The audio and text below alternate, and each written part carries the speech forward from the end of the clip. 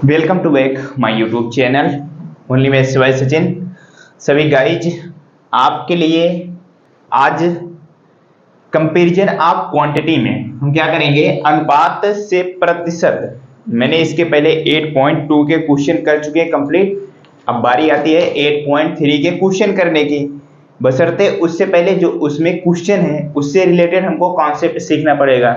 जैसे अनुपात से रिलेटेड है, फिर लाभ हानि से रिलेटेड क्वेश्चन है, साधारण ब्याज से संबंधित क्वेश्चन है, इसी तमाम प्रकार के क्वेश्चन है 8.3 में। तो इससे पहले क्या करना पड़ेगा, हमको सीखना पड़ेगा ना कैसे अनुपात से प्रतिशत में बदलते हैं क्वेश्चन को, या फिर प्रतिशत से अनुपात में कैसे बदला जाता है। ये सारी चीजें हमें सीखेंगे तभी हम क्वेश्चन को कर पाएंगे। पहले तो हमें कॉन्सेप्ट सीखना पड़ेगा ना। क्या होता है कि पहले हमको तरीका पता होगा तभी हम सवाल लगा पाएंगे। तो आज वही काम करना है। क्या करना है, हमें तरीका सीखना है कि कैसे हम क्वेश्चन को सॉल्व करेंगे। तो सबसे पहला हेडिंग मैंने डाला हुआ है अनुपात से प्रतिशत। आप देख रहे होंगे, देखिए जरा सा। अनुपात से प्रतिशत यानी कि कोई चीजें क्या होती है अनुपात में होती है, उसमें क्वेश्चन में आता है कि प्रतिशत में बताना रहता है कितना प्रतिशत कौन सा सामान है, ये चीज होता है। अभी हम एग्जाम्पल से करना शुरू कर रहे हैं, आपको समझ में बेहतर तरीके से आएगा। चैनल पर पहली बार आए हैं तो चैनल को सब्सक्राइब कर सकते हैं, और जो आपके पढ़ने वाले दोस्त हैं उनके साथ शेयर भी कर सकते हैं। फैमिली में अगर आपके छोटे भाई बहन हैं पढ़ने वाले तो उनके साथ शेयर भी कर सकते हैं। तो शुरू करें, सबसे पहला कॉन्सेप्ट सीखना शुरू करते हैं। जैसे कोई चीज अनुपात है, अनुपात से प्रतिशत, तो कैसे क्वेश्चन बनता है, ये सारी चीजें हमें सीखना है। चलें शुरू करें।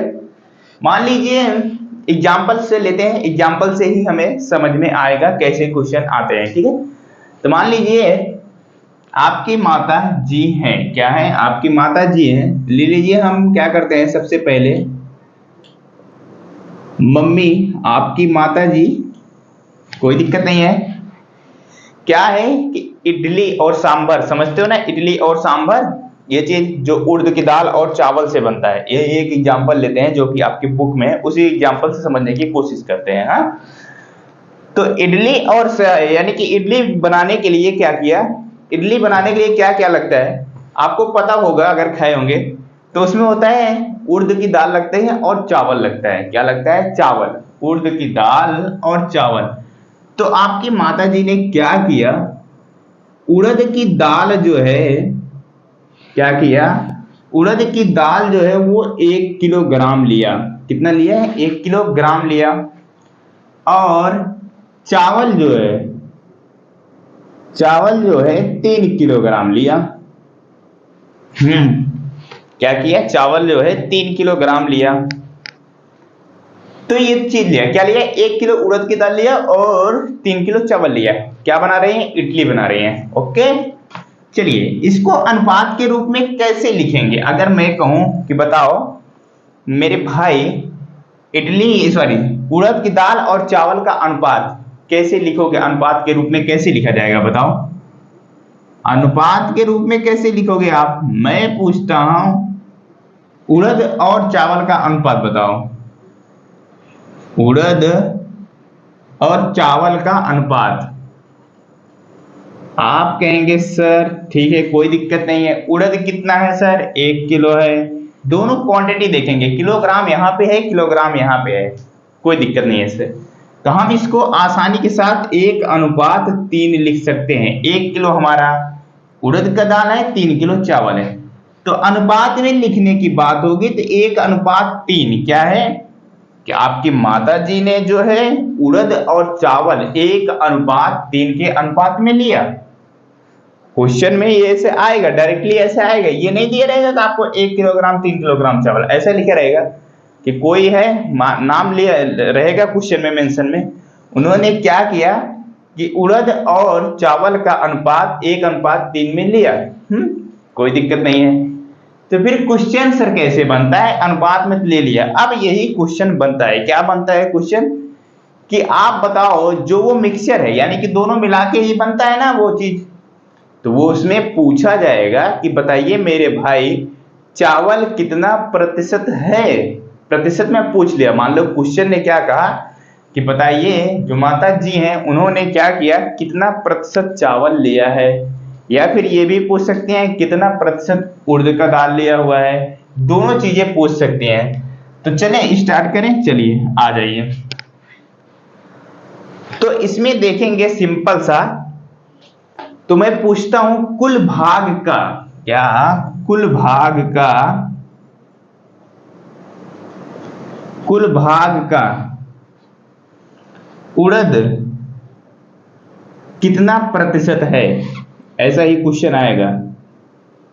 कुल भाग का उड़द कितना प्रतिशत है, सबसे पहला नंबर क्वेश्चन ये आप बताइए। उड़द जो है कुल भाग का कितना प्रतिशत है।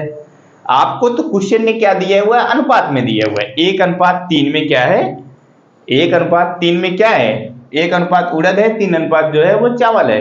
तो आपको क्वेश्चन पूछेगा, कैसा क्वेश्चन पूछेगा, कुल भाग का उड़द कितना प्रतिशत है, ये बताइए जरा सा। तो कैसे लगाएंगे, सिंपल सा एक रूल रहे। क्या पूछा है हमसे पूछा क्या है, उड़द के बारे में पूछा है। तो उड़द का अनुपात देखेंगे कितना है, उड़द का अनुपात सर 1 है। फिर क्या कहा है, कुल भाग का, कुल कितना है सर, 1 किलो उड़द है, 3 किलो चावल है, तो टोटल जोड़ेंगे कितना हो जाएगा, 4। टोटल जोड़ेंगे कितना हो जाएगा, 3 किलो चावल, 1 किलो उड़द, तो टोटल हो गया 4। यही तो होगा कुल। हमसे ये पूछा था कुल भाग का उड़द कितना प्रतिशत है। तो 1/4 भाग जो है, ये तो फ्रैक्शन में है, 1/4 भाग जो है वो क्या है, उड़द है। क्या है, 1/4 भाग उड़द है। प्रतिशत में बताइए सर, प्रतिशत में बताने के लिए अब बताओ 1/4 को क्या प्रतिशत में आप नहीं बदल सकते।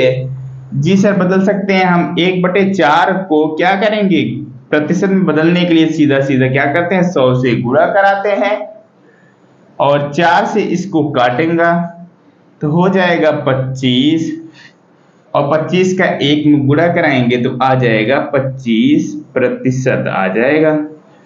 तो आ गया ना, बताओ। तो इसमें उड़द कितना प्रतिशत लीजिए है, आपकी माता जी ने उड़द कितना प्रतिशत लिया है, 25% लिया है, फ्रैक्शन में आ गया। तो दूसरी बात क्या आती है सर, दूसरी बात ये बताओ कि चावल कितना प्रतिशत है, आप निकाल के बता सकते हैं, बताओ, कोशिश करो आप। तो ये चीज आप नोट डाउन कर लें। मैं इसको क्या करता हूं, हटाता हूं, फिर उसके बाद क्या निकालते हैं, कुल भाग का चावल कितना प्रतिशत है वो चीज निकालते हैं। ये चीज आप निकाल, समझ में आ गया, बताओ बेहतर तरीके से कि कुल भाग का उड़द कितना प्रतिशत है, तो ये समझ में आया। तो उड़द का पूछा था, तो उड़द का अनुपात कितना था, 1 था। कुल भाग कितना है, 3 जो है हमारा चावल था, 1 जो है उड़द था, तो टोटल कितना हो गया, 4। 1/4 भाग उड़द है, ये तो फ्रैक्शन हुआ 1/4। जब इसको प्रतिशत में निकालना रहेगा तो वही 1/4 को प्रतिशत में बदलने के लिए 100 से गुणा करते हैं, तो आ गया अपना 25%। अब बताइए चावल वाला कैसे निकालोगे आप। चावल वाला आप निकाल सकते हैं कि नहीं निकाल सकते हैं, जी बिल्कुल निकाल सकते हैं। बताओ कुल भाग का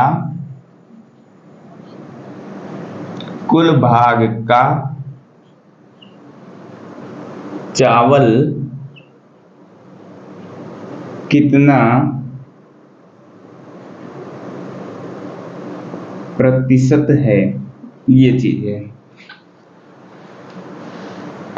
तो कैसे निकालेंगे सर, सिंपल सा है।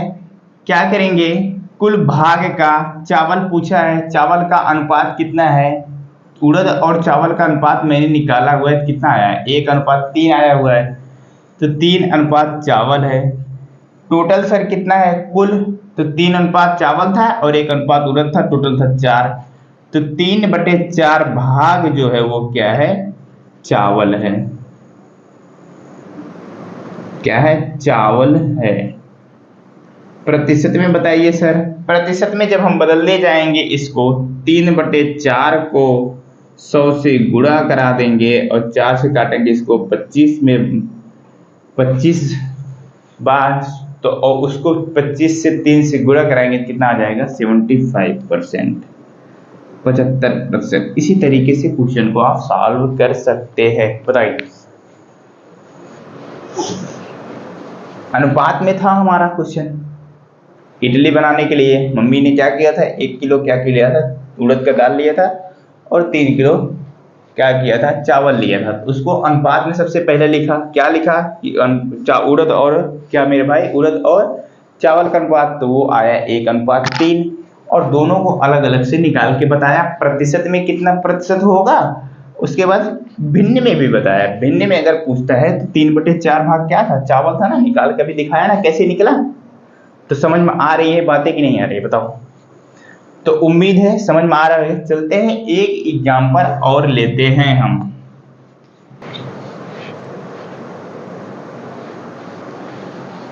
चले आ जाओ। तो देखोगे एक एग्जांपल और लेते हैं। तो मान लीजिए आपकी क्लास में जो है क्या है कि 2 लोगों के लिए अच्छा कोई काम किया होगा। तो 15 लड्डू या 15 मिठाई आई, क्या है, 15 मिठाई आप मंगाई गई। दो दो बच्चे हैं जिनके लिए 15 मिठाई, और बच्चों का नाम क्या है, मान लीजिए एक का नाम मनु है, एक का नाम मनु है, एक का नाम सोनू है। ये 2 लोग हैं, 2 लोग हैं। टोटल कितनी मिठाई है, 15 मिठाई आई है, मंगाया गया है। और आपके 2 दोस्त हैं, एक नाम मनु है, एक का नाम सोनू है। तो क्या हुआ, मनु को जो है वो 20% प्रतिशत में बताया है, ध्यान से देना, 20% मिठाई मनु को मिला, और सोनू को जो है वो 80% मिठाई मिला। मनु को जो है, अब इसको क्या कर रहे हैं, प्रतिशत में अनुपात में बदलेंगे। अभी तक तो जो पहले वाला क्वेश्चन क्या था, अनुपात से प्रतिशत में बदला था, लेकिन इस बार क्या कर रहे हैं, प्रतिशत से अनुपात में लेके आ रहे हैं। देखो कैसे, क्या था, टोटल 15 मिठाई आई, मनु और सोनू 2 लोग हैं। मनु को 20% मिठाई मिली और सोनू को 80% मिठाई मिली। अब क्वेश्चन क्या बनेगा इस पे सर, क्वेश्चन ये बनेगा कि बताओ मनु और सोनू को किस अनुपात में मिठाई मिली है, अनुपात पूछ लेगा। और दूसरा क्वेश्चन क्या बन सकता है सर, दूसरा क्वेश्चन ये भी बन सकता है कि ये बताओ मनु को कितनी मिठाई मिली है और सोनू को कितनी मिठाई मिली है, ये भी क्वेश्चन बन सकता है। तो कई सारे क्वेश्चन बन सकते हैं। सबसे पहला काम क्या होगा, सबसे पहला काम हम ये निकालेंगे कि अनुपात निकालते हैं, कितने अनुपात में हम मनु और सोनू को मिठाइयां मिली हुई। तो अनुपात निकालने के लिए क्या होगा, अनुपात कैसे निकालेंगे बताइए। अनुपात निकालने के लिए सबसे पहले क्वांटिटी, यानी कि कितना मिला है, कितना मिठाई उनको मिला है, सबसे पहले तो ये निकालें, तभी हम अनुपात निकाल पाएंगे, अन्यथा निकाल तो पाएंगे नहीं। जब हमें पता रहेगा कि मनु को कितना लड्डू मिला है, मिठाई मिली है, और सोनू को कितना मिला है, ये चीज जब हमें ज्ञात होगा तभी हम निकाल पाएंगे अनुपात। चलिए शुरू करते हैं निकालना। सबसे पहले क्या निकालते हैं, मनु को क्या निकालते हैं, मनु को कितनी मिठाई मिली है वही निकालते हैं। मनु को कितनी मिठाई मिला है, चलिए निकालें। चले, टोटल मिठाई कितनी है बताइए, 15 है कि नहीं है, 15 है ना, जी सर बिल्कुल है। तो जब ये 15 है तो 15 में से कितना प्रतिशत पाई हुई है मनु, तो मनु जो है वो कितना पाई है, वो 20%। अब इसको 15 का अगर 20% हम निकालें, क्या 15 का अगर 20% हम निकालें तो हमें पता चल जाएगा ना कितना मिठाइयाँ मिली हुई है।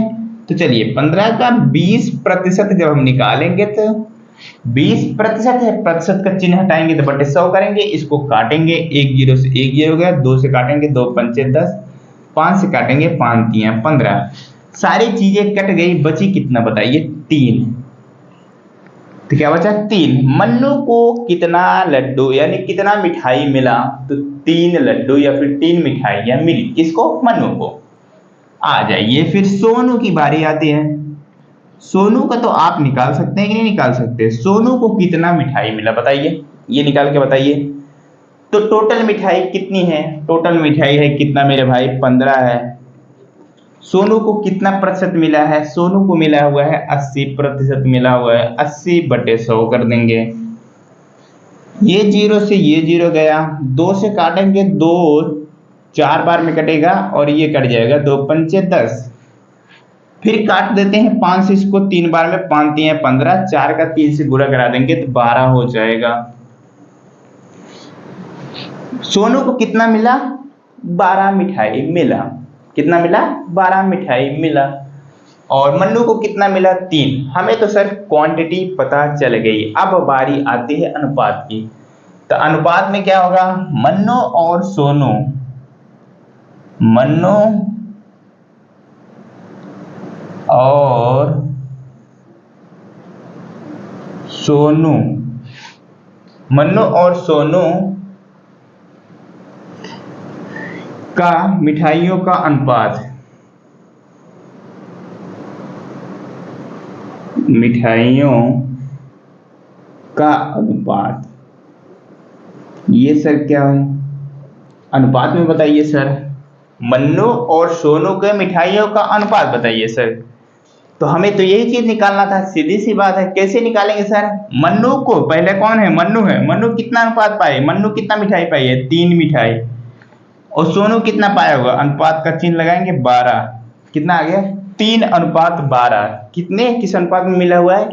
3:12 के अनुपात में मिठाइयां मिली हुई। 3 मिठाइयां मन्नू को और 12 मिठाई सोनू को। तो 3:12। क्या ये सर हमारा सही है? बिल्कुल 3:12 अनुपात हमारा सही है। आप कह सकते हैं हाँ ये तो सही है सर, लेकिन इसको अभी हम और छोटा कर सकते हैं। कैसे? 3 से काट देंगे, 3 × 3, 3 चौक 12। एग्जैक्ट आंसर ये आएगा 1:4। क्या आएगा? 1:4 अनुपात में इनको मिठाइयां मिली हुई हैं। किस अनुपात में मिला हुआ है? 1:4 अनुपात में इनको मिठाइयां मिली हुई हैं। बात समझ में आ गई? अनुपात की अगर बात होगा तो संख्या की बात होगा अगर, तो 3 जो है 3 मिठाइयां सोनू को मिली, सॉरी मन्नू को मिली है, 12 मिठाई जो है सोनू को मिली है। तो जब इसकी अनुपात की बात होगी तो वही संख्या लेंगे पहले 3:12, फिर उसको काट सकते हैं। जैसे अनुपात को काटा जा सकता है ना, इसका मतलब क्या है? 3:12 का मतलब क्या है बताओ? 3:12 का मतलब क्या है कि ये क्या है बताइए? 3/12 है कि नहीं है? है ना? बिल्कुल है। 3 से जब इसको काटेंगे, 3 × 3, 3 चौक 12, वही चीज तो है ना, 1:4। देखो तो यही चीजें हैं मेरे भाई, ठीक है। तो इनका अनुपात क्या आएगा? 1:4 के अनुपात में आएगा क्या है? इनको मिठाइयां मिली हुई हैं। अगर यहीं पे उल्टा कर देता, सोनू और मन्नू का करता, तो 4:1 उल्टा हो जाता, उल्टा हो जाता अनुपात, ठीक है। जैसे ही नाम को आगे पीछे करेंगे तो संख्याएं भी आगे, यानी कि जैसे पहले मन्नू का है तो पहले मन्नू वाला रेशियो लेंगे, फिर उसके बाद सोनू का लेंगे। अगर यहीं पे कहता सोनू और मन्नू का, तो सोनू वाला संख्या पहले लेते, मन्नू वाला संख्या बाद में लेते।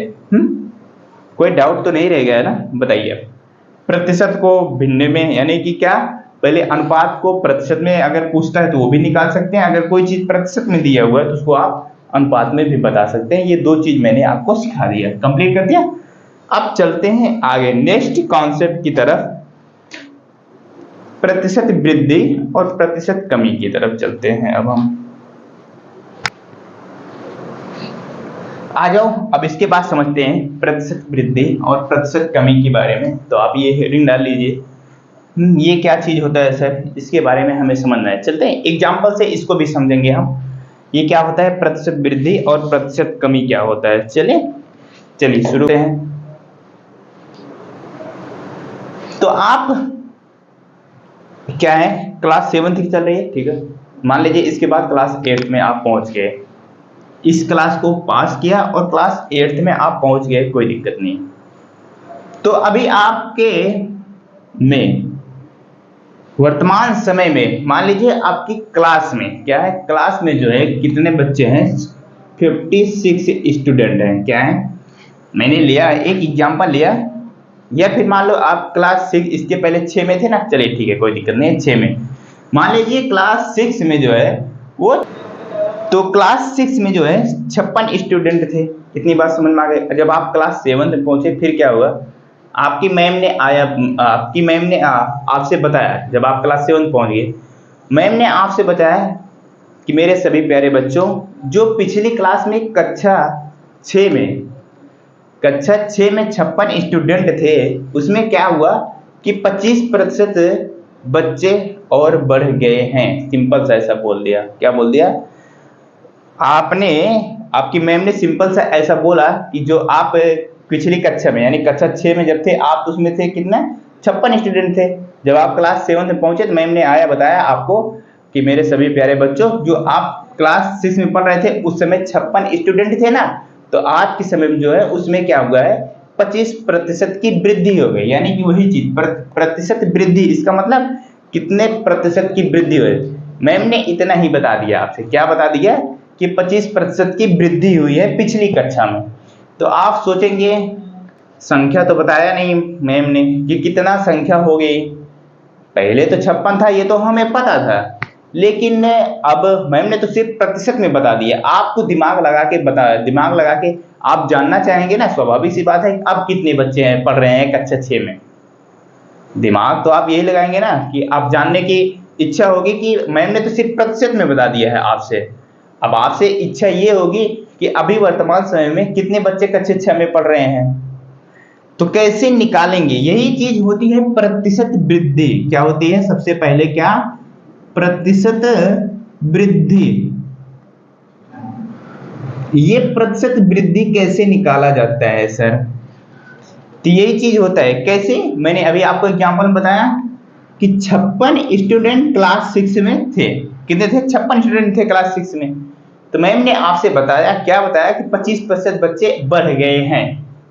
मैम ने इतना सिंपल सा कह दिया, तो आपको इच्छा होगी कि हाँ अब कितने बच्चे पढ़ रहे हैं। तो सीधा सीधा क्या करेंगे आप, प्रतिशत वृद्धि निकालने के लिए सबसे पहले क्या करेंगे, जो हमारा कितना प्रतिशत हुआ है, कितने प्रतिशत की वृद्धि हुई है, आप कहेंगे 25। तो जो वो पिछली संख्या होती है, जो संख्या होती है उसका 25% आप निकालेंगे। क्या करेंगे, 25% निकालेंगे। अब 56 का 25% निकालेंगे, सॉल्व करिए। 25 से काट देंगे इसको 4 बार में, 4 से इसको काटेंगे कितनी बार बताओ, 4 एक 4, फिर बचेगा 1, 16 हो जाएगा, 4 चौक 16, यानी कि 14 आ गया। जो मैंने 56 का निकाला, 56 का 25% निकाला, वो कितना आ गया, 14 आ गया। कितना आ गया, 14। तो इसका मतलब क्या है सर, इसका मतलब ये है कि 25, मैंने क्या कहा है, 25% बच्चे बढ़ गए हैं, यानी कि वृद्धि हो गई है। तो क्या करेंगे सर, पहले 56 था, अब 14 और जुड़ गए हैं, 6 4 10, 5 एक 6 जोड़ देंगे और उसमें एक कैरी भी जुड़ जाएगा, 70। आज के समय में जब आप क्लास 7 में पहुंच चुके हैं तो उस समय 70 बच्चे पढ़ रहे हैं, क्लास 6 में पढ़ रहे हैं। आपने निकाल के बहुत आसानी के साथ, आपको ये जानकारी हो गई, क्या हो गई कि क्लास जो 6 में है अब 70 बच्चे पढ़ रहे हैं। तो ऐसे ही होता है प्रतिशत वृद्धि। किसी गांव की जनसंख्या होती है, आपकी गांव की जनसंख्या है जो 500 लोग रह रहे हैं, उसमें जो जनसंख्या गणना करने वाले हैं, मान लीजिए आपके शहर में, ठीक है, जनसंख्या गणना करने वाले हैं, उन्होंने बोला कि भैया 5 साल में जो है इस शहर की जनसंख्या जो है 20% बढ़ गई है।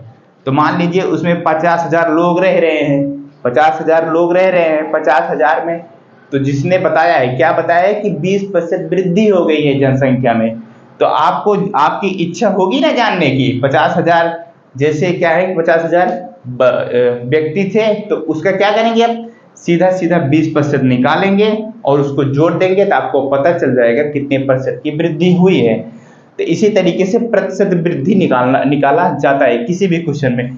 कोई वस्तु है, कोई वस्तु का मूल्य है, जैसे मान लीजिए आपका जूता है, जूता आपको मिल गया 460 रुपए का, आपका जूता आया, फिर दोबारा से आपका जूता फट गया, दोबारा से जूता लेने गए, तो दुकानदार ने कहा भैया जितने बार आप में पिछली बार ले गए थे उस कीमत में 40% की वृद्धि हो गई है।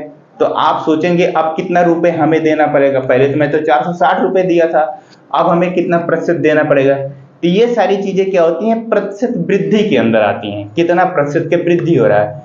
तो जो पीछे का होता है क्वांटिटी, यानी कि जो पीछे की मात्राएं होती हैं, उसमें क्या करते हैं, सिंपल सा जितना प्रतिशत की वृद्धि हुआ रहता है उतना प्रतिशत निकालते हैं और फिर प्रतिशत को क्या करते हैं, जो भी मान आता है जोड़ देते हैं, तो हमें पता चल जाता है कि हाँ इतना अब हो गया है।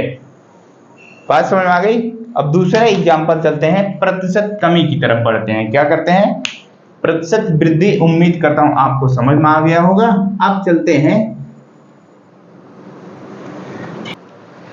तो अब समझते हैं प्रतिशत कमी की बारी किसकी है। प्रतिशत कमी क्या होता है सर? सिंपल सा आपकी सिंपल सा एग्जांपल, फिर से वही आपकी क्लास का एग्जांपल लेते हैं। मान लीजिए आपकी इस बार क्लास 8th का लेते हैं।